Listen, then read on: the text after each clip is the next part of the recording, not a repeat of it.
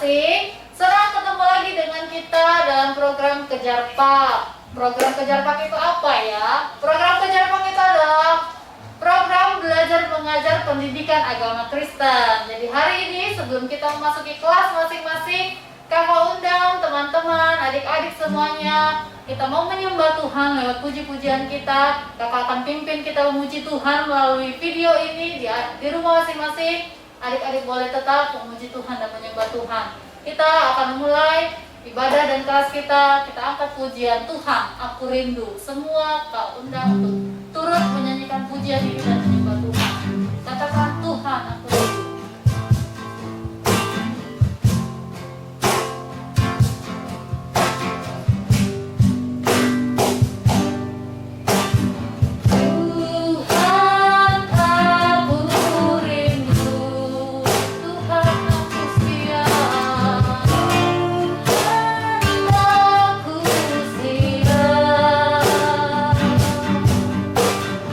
Oh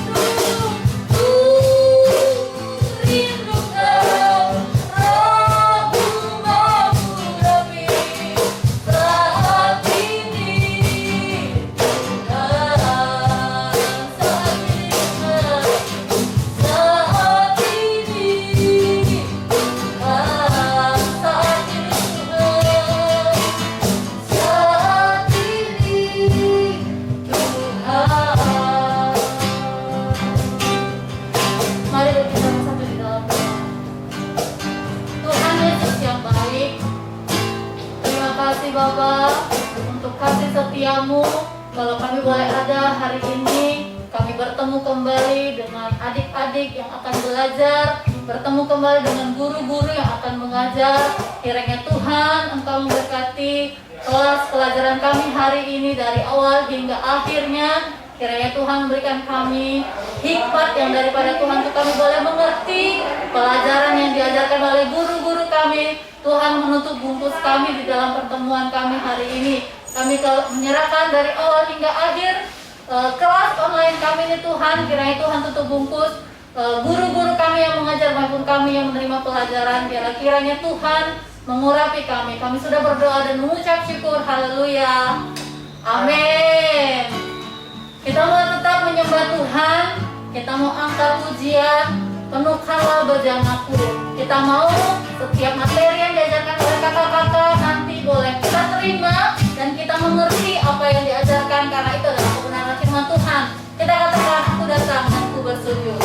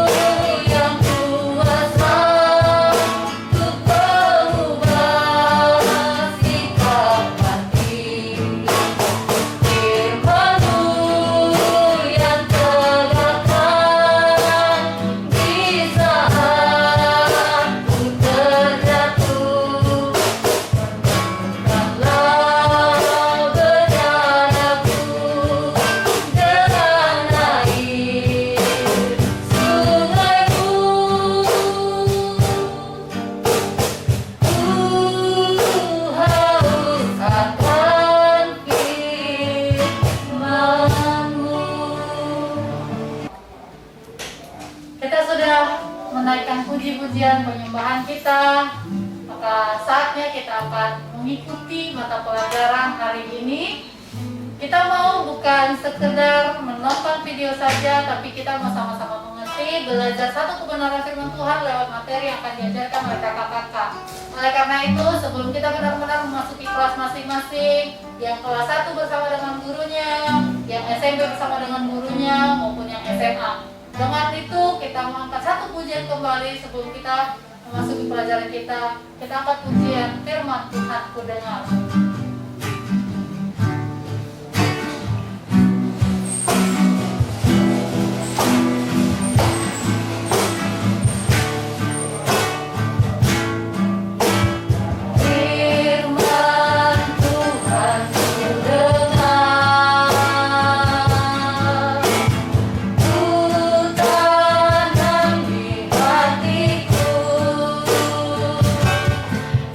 Rindu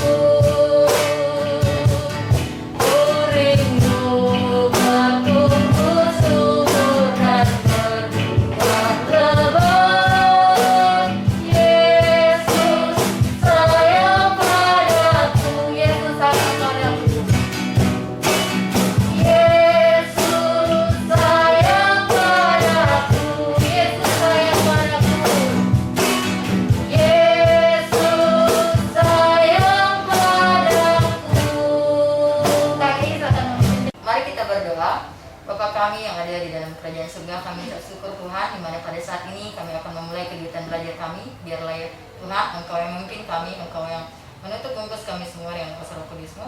Kami menyerahkan pelajaran hari ini ke dalam tangan kasih Tuhan. Hanya di dalam nama Tuhan Yesus Kristus kami berdoa dan mengucap syukur. Amin. Amin. Selamat belajar.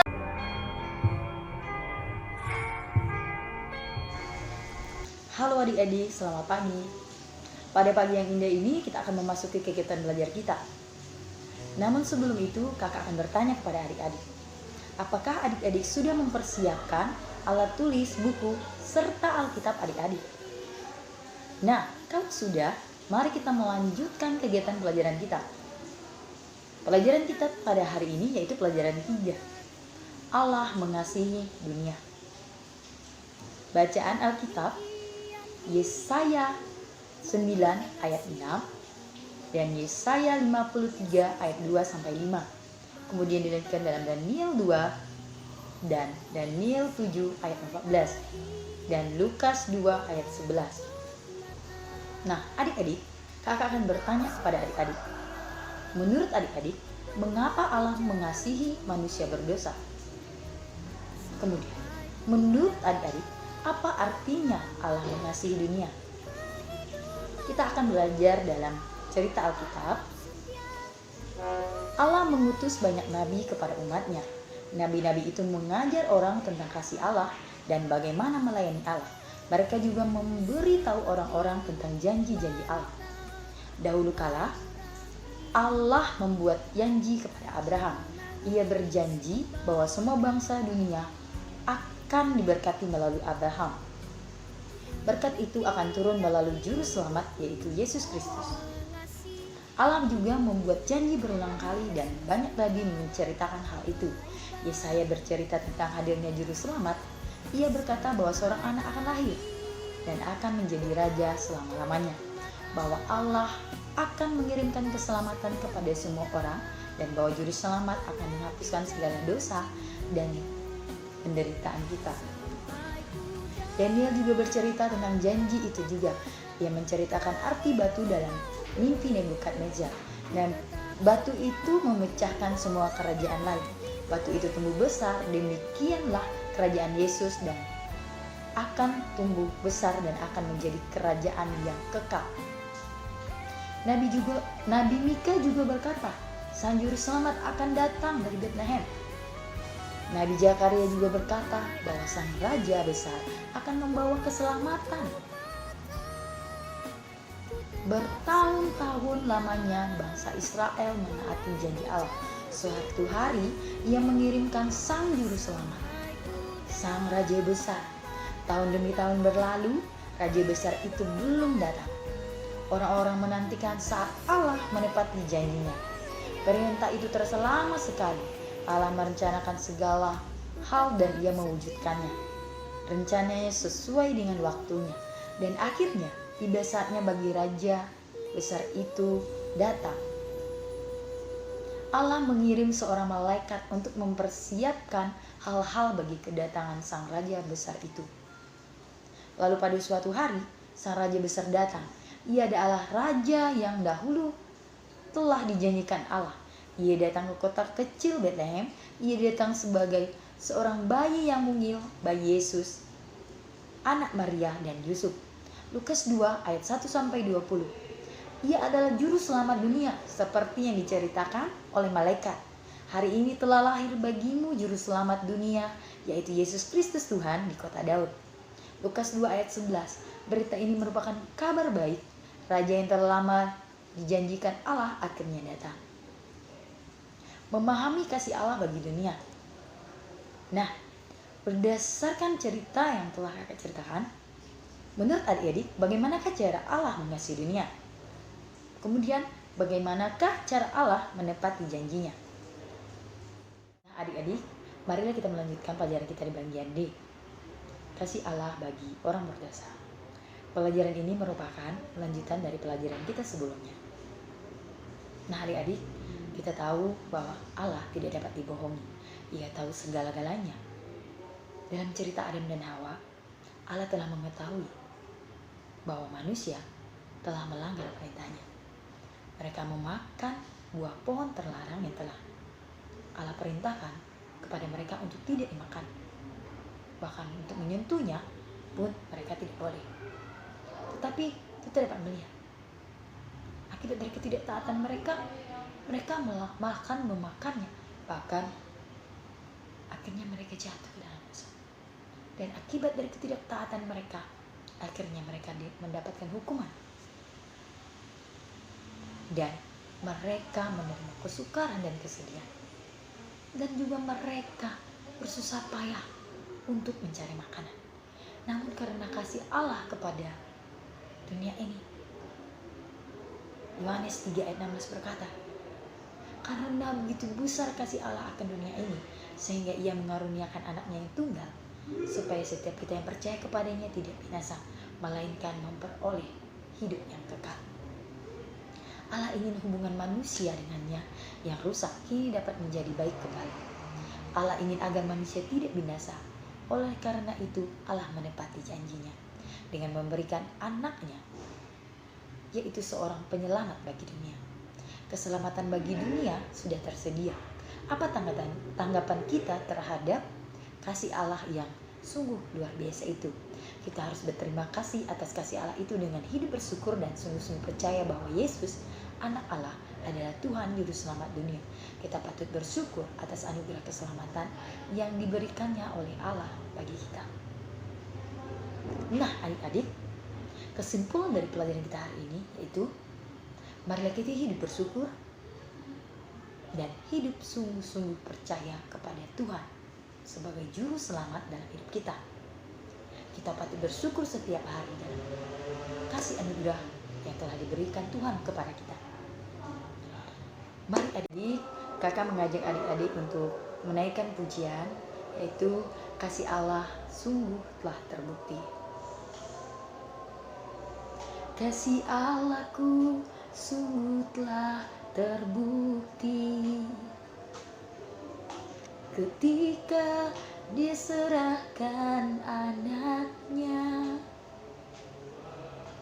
Kasih Allah mau berkorban bagi kau dan aku. Tak ada kasih seperti kasihnya. Bersyukur, bersyukur, bersyukurlah, bersyukur karena kasih setiamu. Ku sembah, ku sembah, ku sembah dan ku sembah selama hidupku. Ku sembah kau Tuhan. Bersyukur, bersyukur, bersyukurlah, bersyukur karena kasih setiamu. Ku sembah, ku sembah, ku sembah dan ku sembah selama hidupku. Ku sembah kau Tuhan.